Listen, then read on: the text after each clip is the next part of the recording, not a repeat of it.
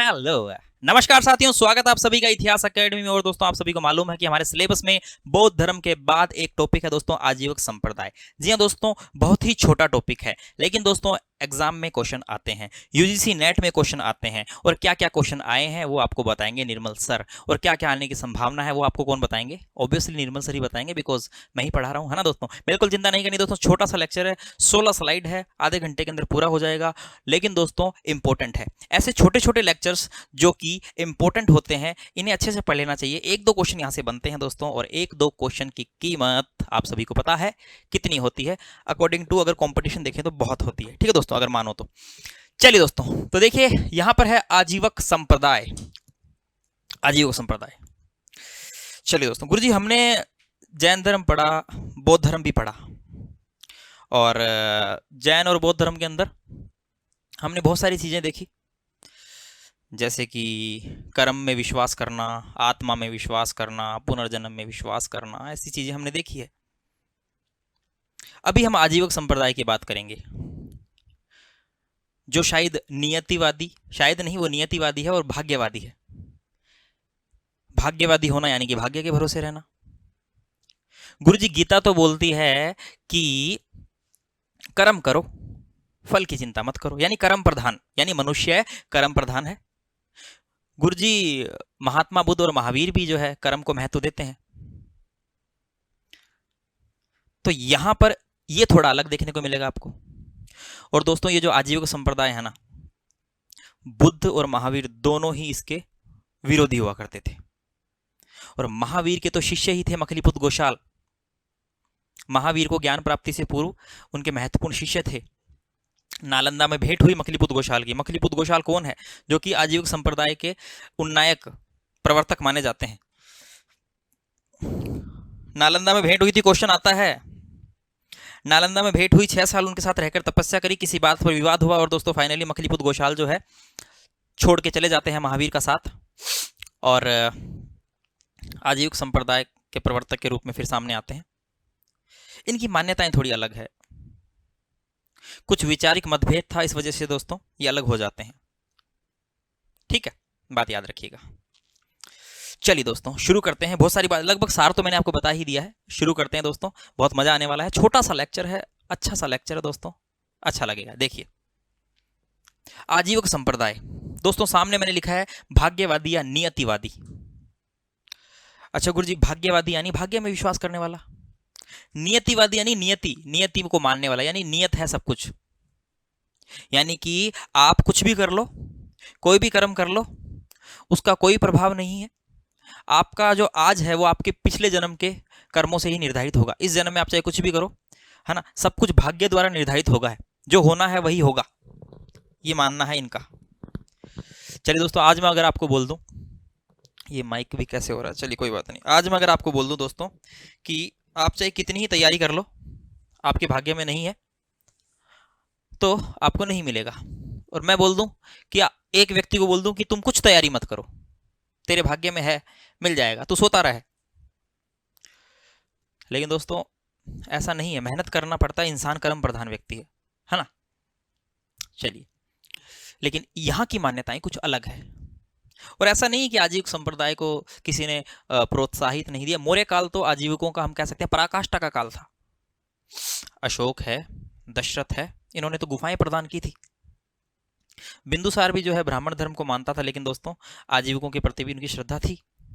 दक्षिण भारत में भी दोस्तों हम कह सकते हैं कि दक्षिण भारत के अंदर भी हम देखते हैं कि इस धर्म की मान्यता थी। ठीक है, चोलों के काल में भी इस धर्म की मान्यता थी। ठीक है, सारी बातें हम करेंगे, डोंट वरी। चलिए, और ये 1002 ईस्वी तक चला भी काफी लंबा था। ठीक है, चलिए तो देखिए दोस्तों, आजीवक संप्रदाय भाग्यवादी व नियतिवादी, इनके प्रवर्तक व उन्नायक मखलीपुत गोशाल थे। ठीक है दोस्तों, प्रवर्तक और उन्नायक मखलीपुत गोशाल थे इनके। ठीक है दोस्तों, एक फैक्चुअल चीज है, याद रखनी है आपको। ठीक है, इसके अलावा दोस्तों श्रावस्ती के सरावन नामक गांव में गोबाहुला नामक व्यक्ति की गौशाला में इनका जन्म हुआ था। ठीक है, जन्म इनका। और देखिए दोस्तों, श्रावस्ती ही जो है इनकी गतिविधियों का महत्वपूर्ण केंद्र था। श्रावस्ती में हला हला नामक कुम्हारिन का जो घर है वह आजीवक संप्रदाय की गतिविधियों का महत्वपूर्ण केंद्र था। नेट में क्वेश्चन पूछा गया है दोस्तों। याद रखिएगा। तो इनका जो जन्म हुआ वह श्रावस्ती में हुआ, श्रावस्ती के सरावन नामक गांव में हुआ। यहाँ पर एक गोबाहुला नामक व्यक्ति है, उसकी गौशाला में हुआ। इसी वजह से दोस्तों इनको जो है मखलीपुत गोशाल कह देते हैं। ठीक है, इनकी उपाधि है, इन्होंने स्वयं को तीर्थंकर कहा, और दोस्तों इन्हें अवर्णीय देवता के रूप में भी दक्षिण में पूजा जाता है। ठीक है, तो ये इनकी उपाधियां हैं, ये फैक्चुअल चीजें हैं, याद रखिएगा। इसके अलावा माता पिता की बात करें तो दोस्तों इनकी माता जो है वह भद्दा थी, और इनके पिता एक मंखा थे। मंखा, मंखा क्या होते हैं दोस्तों? मंखा आप ऐसे मान के चल सकते हैं कि जो जो एक प्रकार से धार्मिक चित्रों को दोस्तों लेकर घूमते हैं। ठीक है, और धार्मिक चित्रोग्राफी, जैसे कि हम कैसे पिक्टोग्राफी बोलते हैं, फिर चित्र बोल दो। ठीक है, धार्मिक चित्रों को जो है दोस्तों लेकर घूमते हैं। ठीक है, यही काम मखलीपुत गोशाल भी किया करते थे शुरुआत में, यह भी जो है चित्र लेकर घूमा करते थे। ठीक है दोस्तों, तो इस प्रकार से इनके पिता एक मंखा थे और माँ जो है वह भद्दा नाम था। ठीक है, कहीं कहीं आपको मिलेगा इनके पिता का नाम मंखा था, है ना, और कहीं कहीं आपको मिले इनके पिता एक मंखा थे इनके पिता, जो कि धार्मिक चित्रों को जो है दोस्तों लेकर घुमा करते थे, ये उनका काम था। आइए आगे देखते हैं। इनकी मृत्यु की बात करें दोस्तों, अजात शत्रु द्वारा किए गए वैशाली युद्ध में जो है ये मारे जाते हैं। ठीक है दोस्तों, या हम कह सकते हैं कि मखलीपुत गोशाल की जो मृत्यु है वह मगध के शासक अजातशत्रु द्वारा वज्जी संघ पराक्रमण के दौरान, वज्जी संघ जो है, वज्जी संघ पर आक्रमण के दौरान हम कह सकते हैं, आक्रमण के दौरान ये मारे जाते हैं। ठीक है दोस्तों, याद रखिएगा। मुख्य केंद्र देखें दोस्तों, एग्जाम में आया हुआ है, यूजीसी नेट में पूछा गया है। श्रावस्ती में हला हला नामक कुम्हारिन का घर गोशाल की गतिविधियों का मुख्य केंद्र था। अगर दोस्तों सीधा आ जाए कि मुख्य गतिविधियों केंद्र था तो श्रावस्ती, अगर वो ना आए तो दोस्तों हला हला। एग्जाम में क्वेश्चन पूछा गया है कास्ट पर, शायद मुझे जहां तक याद आ रहा है, अभी पूछा गया है दोस्तों, थोड़ा स्लिप हो रहा है, लेकिन हाँ कास्ट पर पूछा गया, वो हला हला किस जाति की थी? कुम्हारिन जाति की थी, है ना।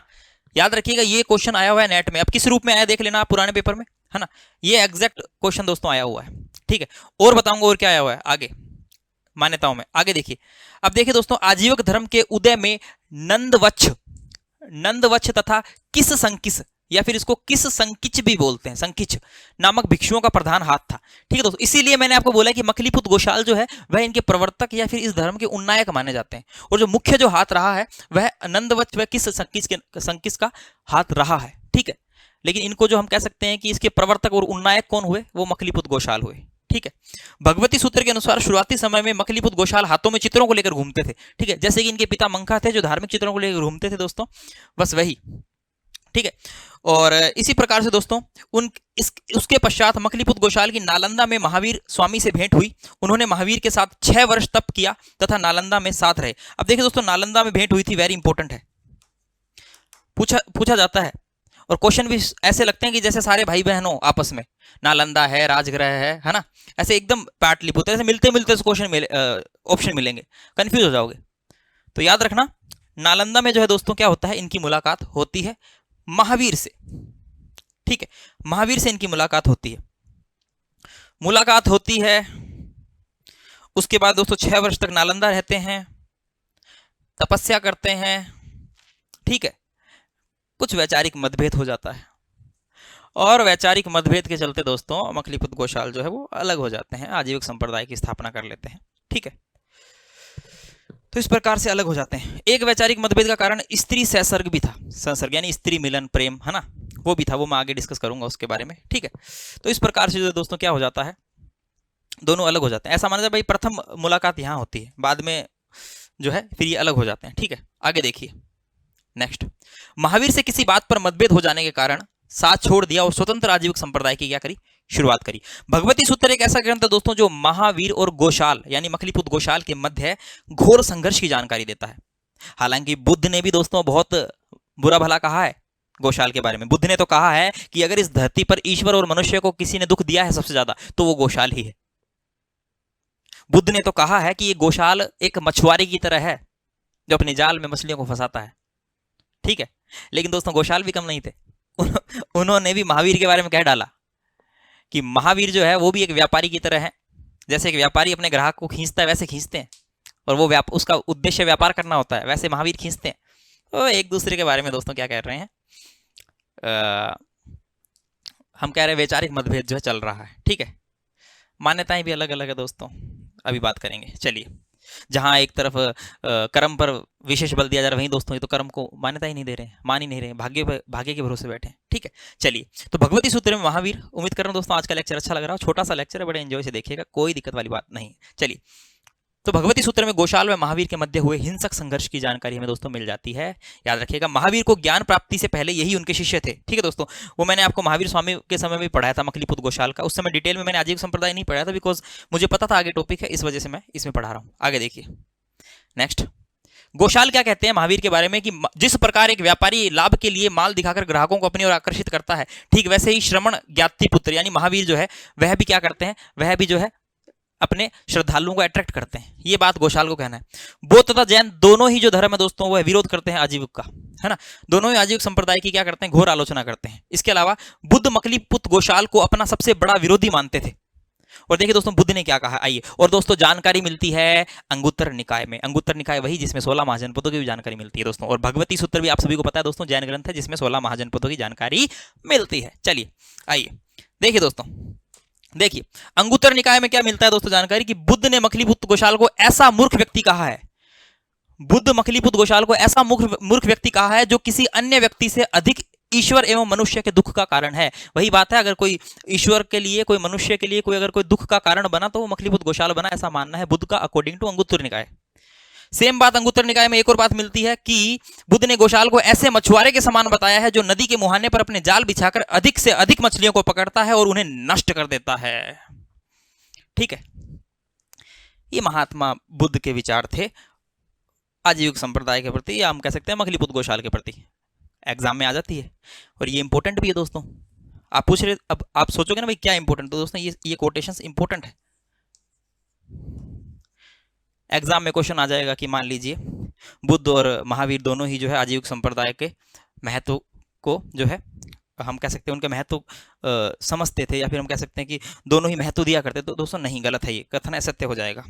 बुद्ध और जो महावीर स्वामी है वो दोनों विरोधी थे आजीविक संप्रदाय के। ठीक, आइए नेक्स्ट बात करते हैं, छोटा सा लेक्चर है। नंदों के उन्मूलन में आजीविक संप्रदाय का विशेष योगदान रहा है दोस्तों। ये भी एक टॉपिक है, एग्जाम में आ जाए तो ये भी इंपॉर्टेंट है। ठीक है, मौर्य सम्राट अशोक के समय आपको पता है दोस्तों, अशोक और दशरथ इन संप्रदाय हम देखते हैं दोस्तों, नागार्जुनी हम बाराबर की गुफाएं देखते हैं ना, जो कि दोस्तों दशरथ है, अशोक है दोस्तों, आजीविकों के लिए गुफाएं प्रदान करते हैं। तो मौर्य काल तो दोस्तों पराकाष्ठा का काल है, आप मान के चलिए। मौर्य काल तो आजीविकों के लिए पराकाष्ठा का काल माना जाता है। बिंदुसार ब्राह्मण धर्म का अनुयायी था, परंतु उसने इस संप्रदाय को संरक्षण दिया। बिंदुसार वह भी इस संप्रदाय को, आजीविकों को दोस्तों मानता था। ठीक है, याद रखिएगा। आगे देखिए, दिव्यावदान में बिंदुसार के दरबार में दोस्तों पिंगलवत्स एवं जानसन जैसे आजीविक अधिवक्ता की चर्चा है, जिन्होंने अशोक के बारे में भविष्यवाणी की थी। यानी कि दिव्यावदान में जानकारी मिलती है कि भाई बिंदुसार के दरबार में भी ऐसे आजीविक संप्रदाय के कुछ संत रहते थे जिन्होंने अशोक के लिए भविष्यवाणियां करी। यानी कि बिंदुसार के दरबार में अगर आजीविक संप्रदाय के लोग रह रहे हैं, इट मीन्स महत्व वह भी दे रहा है, आजीविक संप्रदाय का संरक्षक वह भी है। ठीक है, अशोक के अभिलेखों में आजीविकों का उल्लेख हुआ है।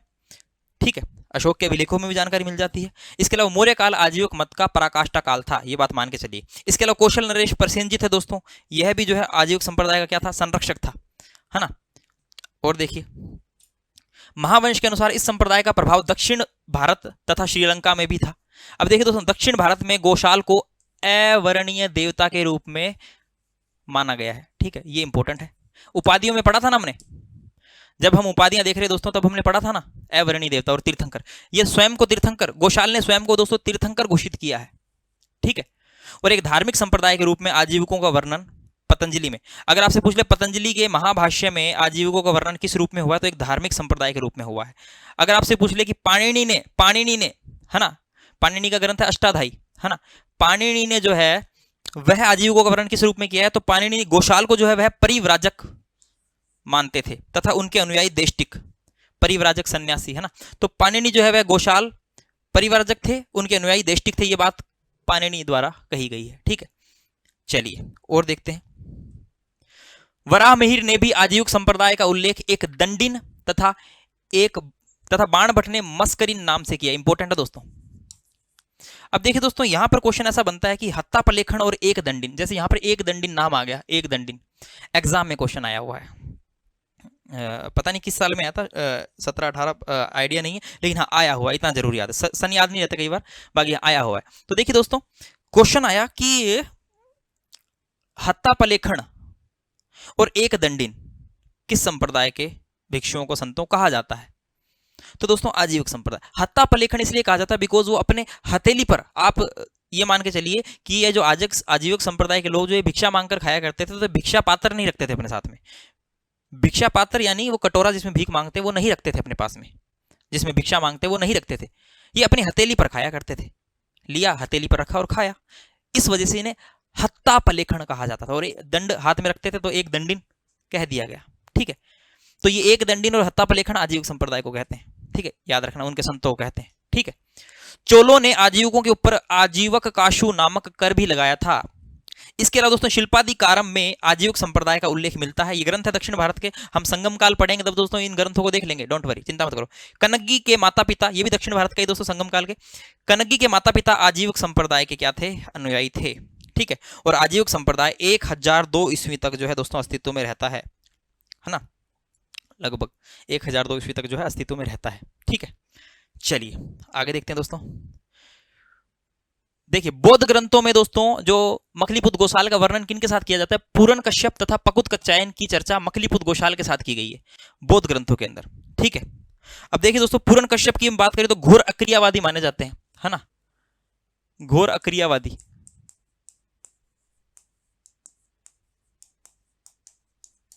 घोर अक्रियावादी यानी कि दोस्तों हम कह सकते हैं कि घोर अक्रियावादी के अनुसार कर्मों का व्यक्ति पर कोई भी प्रभाव नहीं है, कर्मों का व्यक्ति पर कोई प्रभाव नहीं पड़ता। इसके प्रतिपादक कौन थे दोस्तों? पूरन कश्यप माने जाते हैं। ठीक है, जिन्होंने श्रावस्ती में जल समाधि ली थी। ठीक है, और वैसे ही दोस्तों पकुत कच्चायन,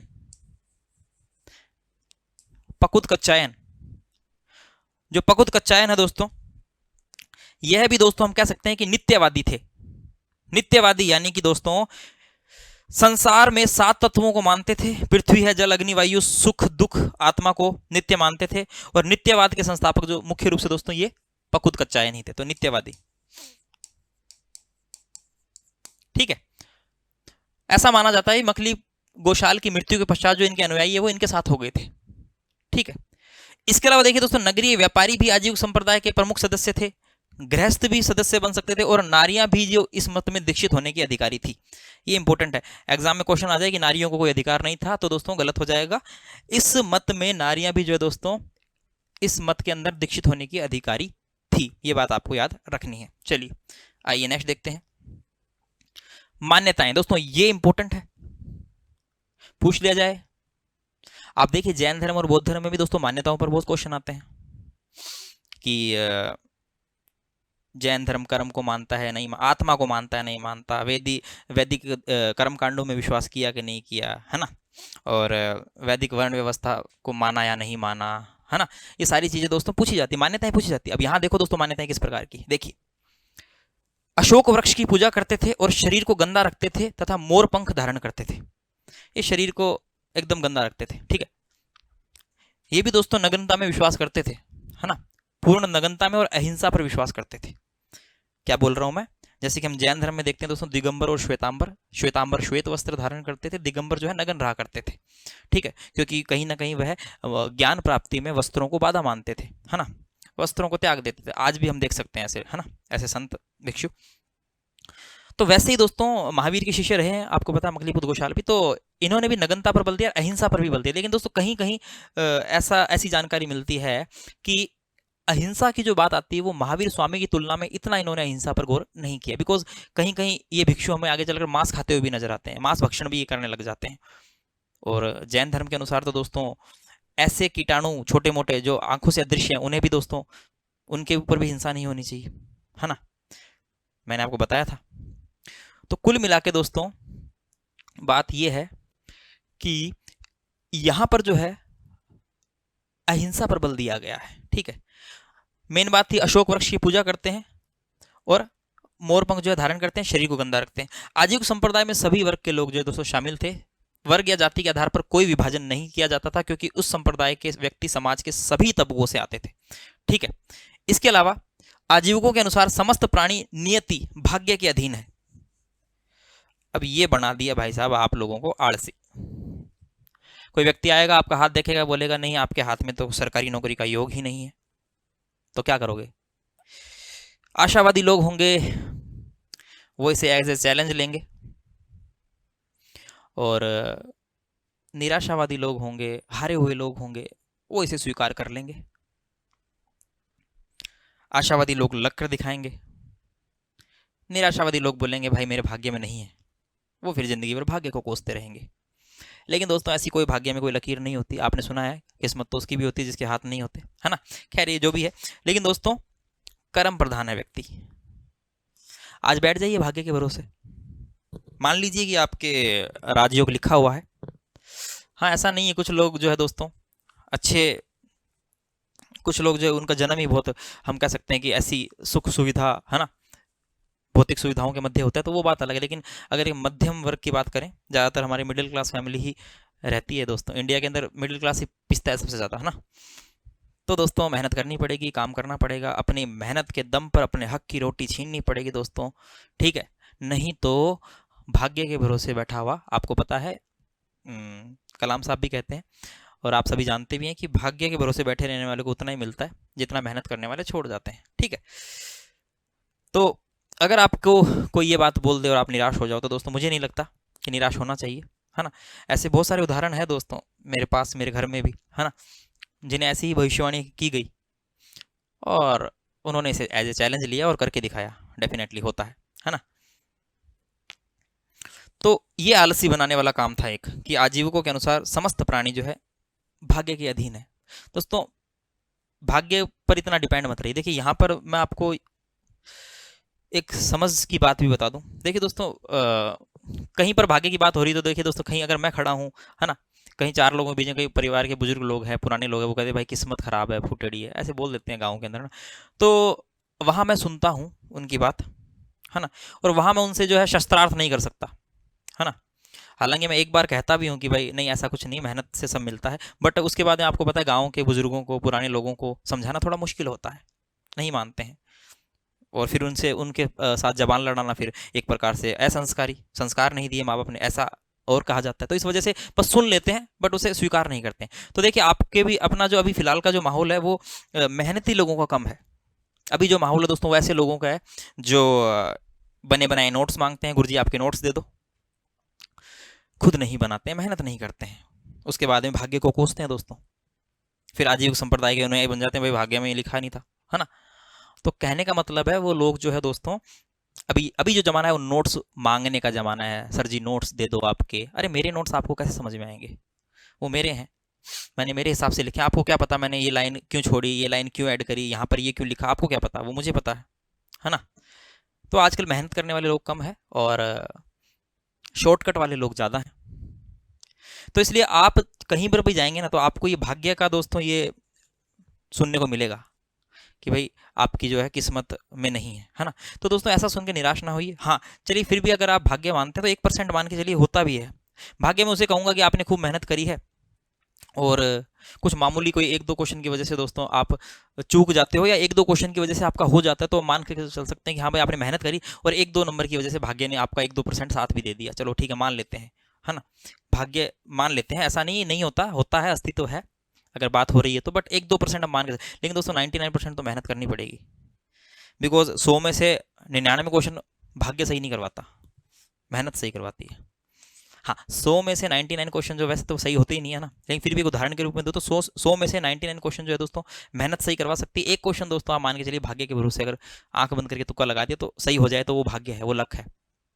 लेकिन हमारा जो समाज है दोस्तों उसकी विचारधारा अलग है। आप मेहनत करने वाले बच्चे को देखिए, वो सिलेक्शन लेगा तो लोग क्या बोलेंगे, बहुत किस्मत वाला है, बहुत लक्की है, बहुत भाग्यवान है।